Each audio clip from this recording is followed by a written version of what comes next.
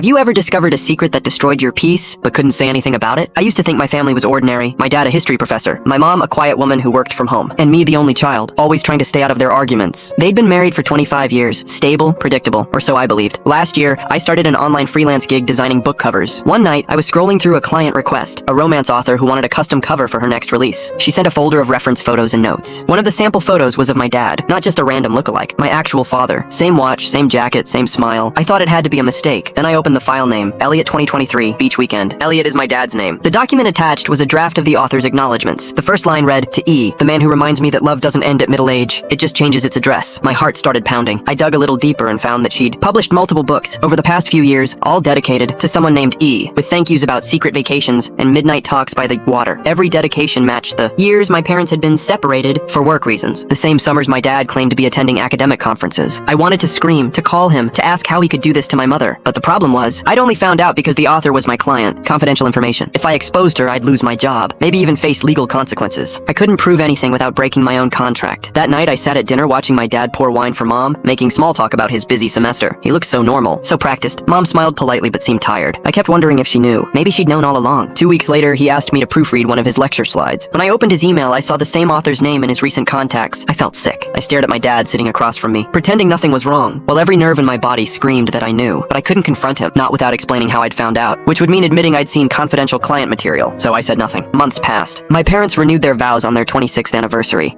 A small backyard ceremony. Just a few friends, soft music, warm lights. My dad read a speech about loyalty and forgiveness. I almost laughed out loud. My mother cried through the whole thing. Later that night, she came to my room and said quietly, "You know, sometimes you just have to choose peace over truth." It was the way she said it. Calm, certain. That made me realize she probably did know, and maybe she'd chosen to live with it, instead of breaking everything apart. Now, whenever I visit, I see them sitting together on the porch, holding hands like nothing ever happened. My dad still goes on research trips, my mom still waves goodbye, and I still design covers for clients. I can't talk about one of them still sending photos that include my father. We all play our parts. We all keep the secret.